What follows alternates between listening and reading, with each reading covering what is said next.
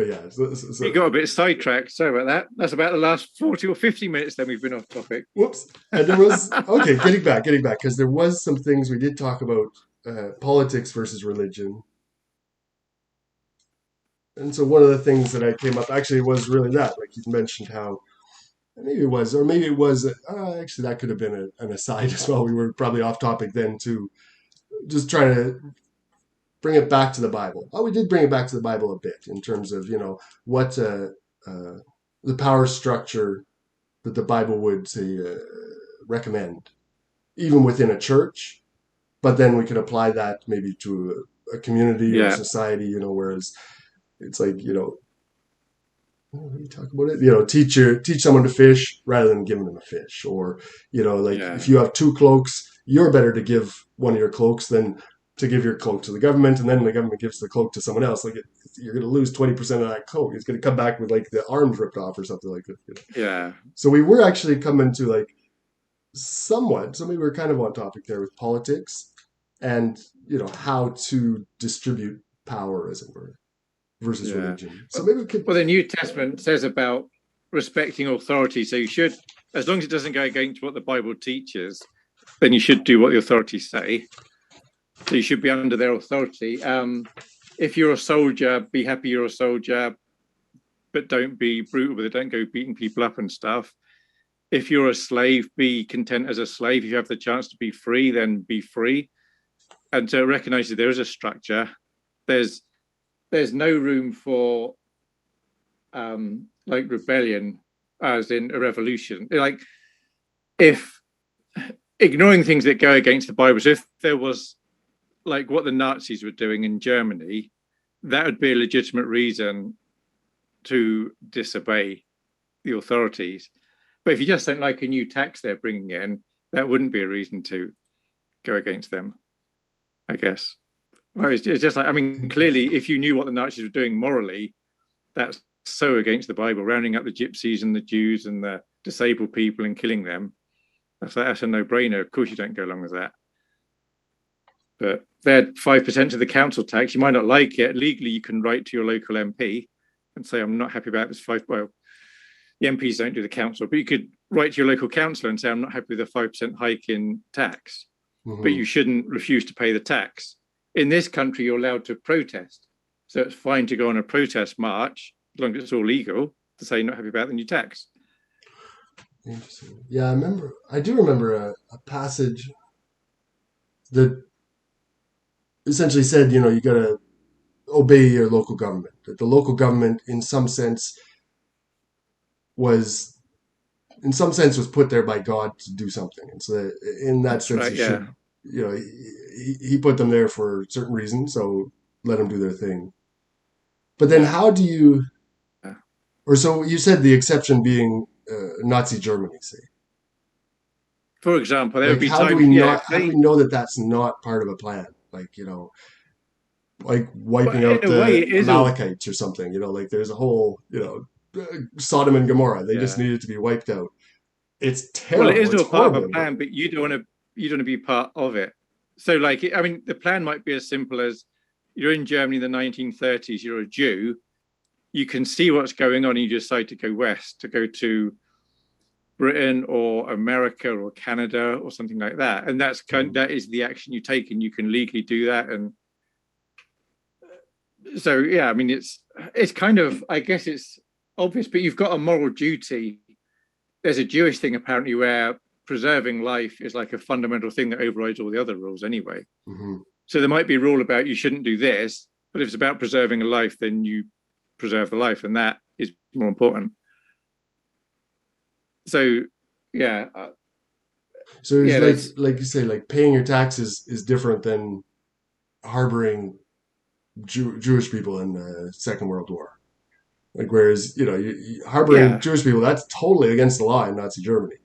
It's like super but then against the law. But then you would accept the law in as much as if you get found out, you're going to get shot. So you are still under the law. And if you get found out, you are shot. You're still under the local law. You're just disobeying the law. Disobeying it. But in that sense, being like not being a good Christian. Well, like you say, a different way of putting it. Like, well, you're preserving life, That's being a good Christian. But you're going against the government's rules, which we're not supposed to do. Hmm. Anyways, I'll put that Okay, in so the like yeah in a possible contradiction category. so it's like with the mask thing. There's some places in the world masks are mandatory. Some places it's not. Some places it's mandatory, but you can be exempt. And it's Mm-hmm. like, as a Christian, you may have a certain viewpoint, but you should actually go along with what the local law is, but not if it's going to cause issues. Like if there were no exceptions, but actually wearing a mask because you're asthmatic is really, really bad for you, you would simply not wear a mask. Mm-hmm. But then you would also accept the consequences that you're going to get fined for not wearing a mask. But it's like, but I can't wear a mask. So that Mm-hmm. would then be going along with the law. Yeah, like yeah, indeed. Like if it's a choice between, like you say, if I wear a mask, I'll suffocate to death. But it's the law that everyone has to wear a mask. So it's like, dang, do I follow the law and suffocate to death? Like it's and indeed, like how to reconcile those two things. And I guess that's what I should say. Like I say, maybe it's like per- perhaps perceived contradictions or things that you know seem to contradict, and how to justify them. Again, as we're doing, assuming that the whole that it is all true, just how to reconcile like those 2 points. Yeah, I mean, you have to kind of come up with, I suppose, real world examples. Indeed, and I've got to get, like I said, get back to the actual, uh, the actual verses. Go Mm. actually back, chapter and verse. What is it saying? I say this is what it says. You have to follow the government, but I'm sure there's a lot more around that passage than just that. Mm. But no, that's interesting. So it's like so it is where religion and politics do cross over. And so then even if you're living in, communist China, well, maybe that's not a good example because I don't think they really like religious people, but somewhere that's very socialist, but also very, just allows religion unpersecuted, but someplace that's very socialist. Well, I mean, I England don't is know if pretty that place socialist, exists. Well, relatively England, speaking. yeah, England's kind of, Com- but I mean, there are lots of rules over here. I guess it's a bit like if the Bible's like your parents, without knowing what your parents are like, and society's like school with the teachers. So your mum says one thing, your teacher says something else. What your mum says overrides it.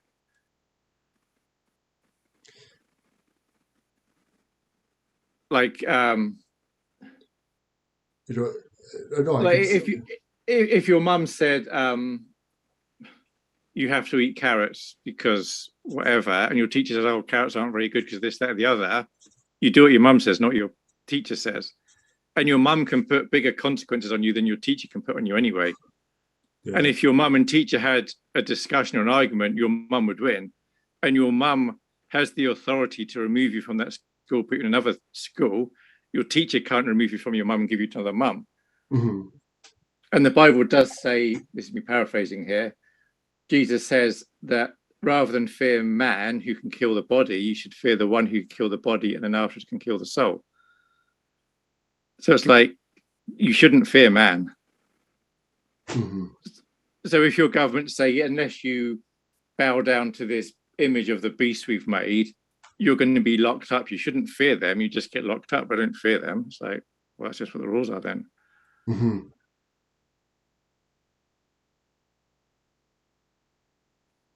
And then, well, indeed, I suppose that's even the case if you get put in front of the German firing squad.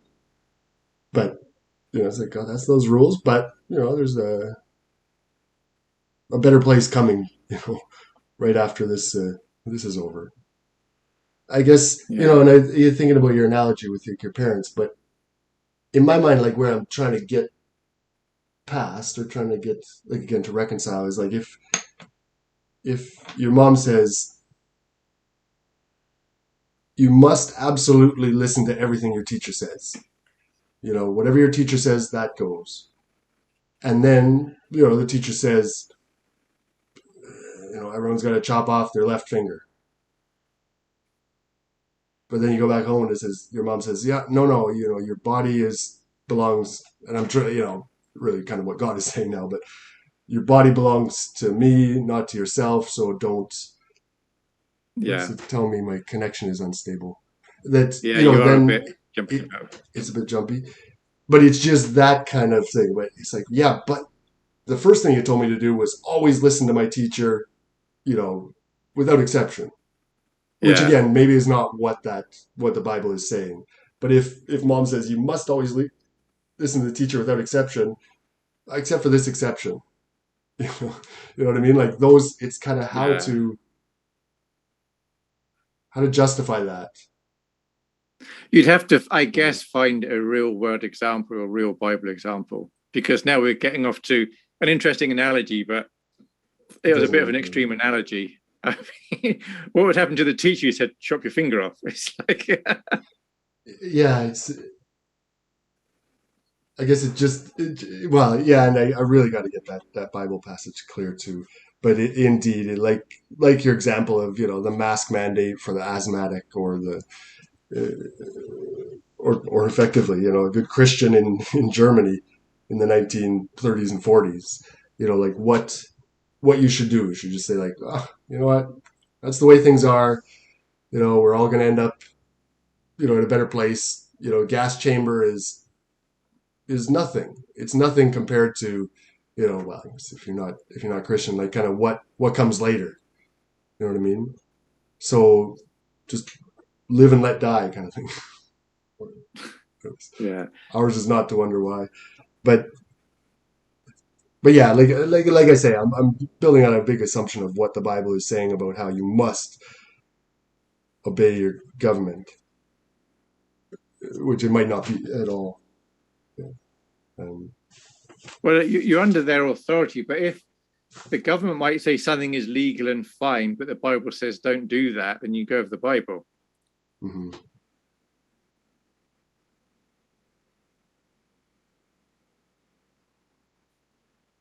Yeah, and on things that,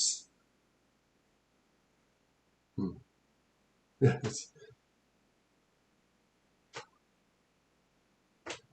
yeah, yeah, it would be like that. Like it would be something like, if it was to say that you must obey the government, and the government mandates that everyone eats pork, and or imagines everyone in Israel eats pork and wears mixed fabrics, like that, like but the people of Israel. I mean, just because Yeah. that's what we mentioned earlier. But that was also But a just specific time as well. But yeah. for the exact, yeah, but like imagining it that it was at that time and place, and the again, you can't really mandate wearing mixed fabrics, but that they could go back to the Bible and say, no, our Bible says that's one of our laws. Really, really tough to follow them all, but we're going to give it a go. So even though you say we must eat pork, we're just not going to do it. Yeah. So the verse I think you're thinking of was Romans 13. So verse 1 and 2. Let every soul be subject unto the higher powers, for there is no power but of God. The powers that be are ordained of God. That's verse 1. Verse 2. Whosoever therefore resisteth the power, resisteth the ordinance of God, and they that resist shall receive to themselves damnation. For rulers are not a terror to good works, but to the evil. Wilt thou then not be afraid of the power? Do that which is good, and thou shalt have praise of the same. And it's also like in Okay. Canada, let's say, so you're under whatever Justin says, but if the Russians come across to Alaska and invade Canada and they have some outrageous rules you don't like, you need to think, well, am I under Canadian rule? Am I under Russian rule here? It's like under Canadian rule, it might be you're expected to fight, but then under Russian rule, you should give up. And then, so there is the question of who's actually got the authority. So you will get people assuming authority, and it's like, but have they actually got that authority? So there's been cases over here, like in Scotland, during last year, they banned you're not allowed to meet in church. You can't have church service, and so all churches had to stop meeting. And then somebody took it to court, and the court actually said the government had overreached. They didn't have the authority to ban people meeting in church, and it's okay to meet in church. Mm-hmm. So in that case, they were obeying the government, but then somebody was like, yeah, but the government's wrong here. And the actual law of the land was the government was wrong, and there was authority in the land to say you are allowed to meet in church. So people do assume authority they don't have. So it's worth watching out for that. So it is a minefield, but it's like you'd have to have a specific example, and kind of in the specific example, it'd be obvious. Like a lot of Christians would be, it's fine to defend yourself, but you might get some pacifist ones that would let someone just beat them up. But it's like, but of course you would defend yourself. You would defend your son, even if you thought you shouldn't, even if it meant killing the person trying to interfere with your son. If that's what it took, you would do it, and then you would pay the consequences. Mm-hmm. Oh, indeed, yeah, and I think that there are, there are things, and we talked about it with, or I talked about it with others, that it was sort of, the morality is written on our hearts. That was one of, and again, I'm misquoting, or maybe it's a Bible, a verse that refers to that, so that we do kind of innately know what is moral and what is immoral. So that when these decisions come up, it's like, yeah, you're gonna try and hide a Jew for the best, or try and save some of these Jews from being slaughtered, or the better one, or another one, more to my point, or more to my perspective, would be, like you say, if I see something happening to my son, like, of course I'm gonna do what I can to save it, even if it means being violent. That in that scenario, that's something that I can, I just kind of know that it's there. And then it comes to other parts of the, then there would be other parts, like then there would be parts of it that I would be in it, that I feel that are not moral, based on, again, what is what I seem to think is, or what I would say is written on my heart, as it were. Yeah. And so that those laws, or those things, it would be difficult to reconcile. Like, that just doesn't seem like a moral act to me. Like, I wouldn't have done it that way. If everyone is like misbehaving, I wouldn't slaughter them all. It's things like, Noah's flood, or, the Sodom and Gomorrah, or, places like this, that I wouldn't take such a violent action. But then it comes to, well, the God's morality is not accessible to us, which then goes back, well, okay, well then, if it isn't, and like there are these laws that I just don't get, or things that need to be applied based on God's rules, but that I don't have access to that in the, what's written on my heart, or I just don't seem to have access to it. How that's, how to reconcile those two. It's like, okay, well, my morality is not the same as God's. So how and what situations where I can say, it's obvious that, you would be violent in this scenario for the greater good, as it were, without the Bible telling me so. But if your morality is different to God's, yours is wrong and his is right. Mm-hmm. But like, if you can come up with specific examples, we can talk about those. But we can only generally throw in silly examples. Well, just,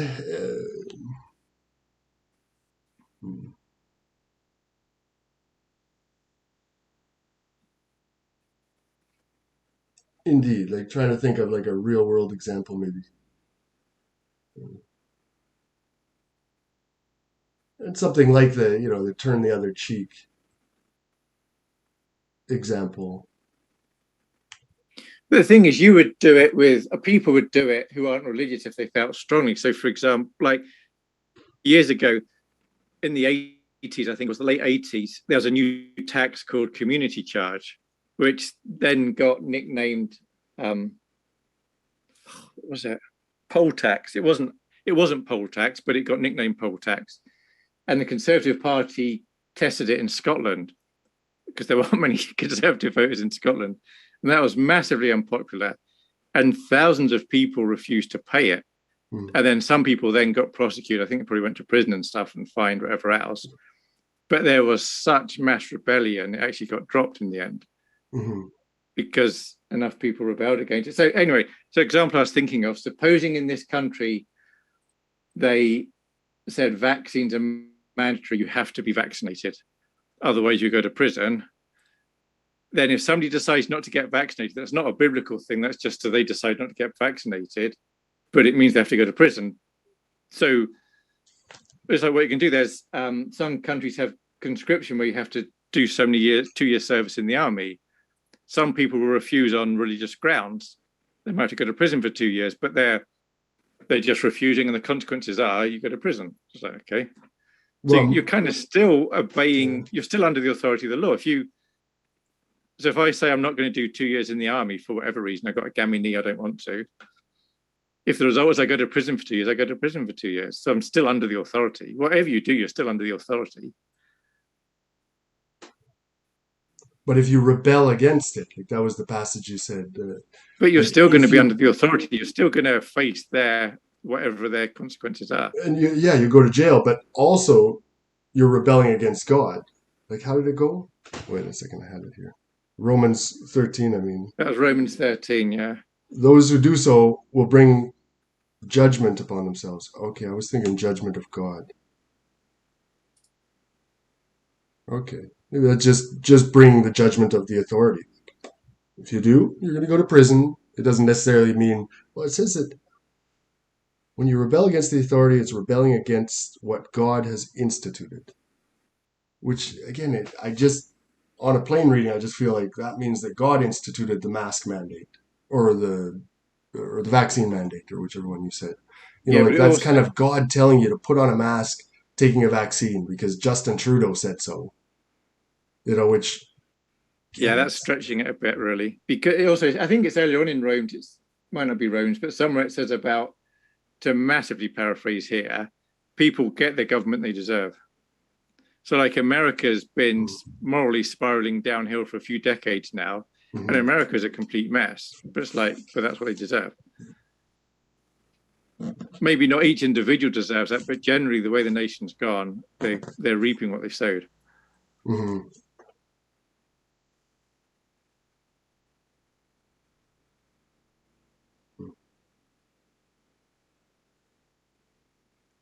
But then the whole vaccine and masking is not a salvation issue. I know plenty of Christians that are very pro the vaccine. I know plenty that are against the vaccine.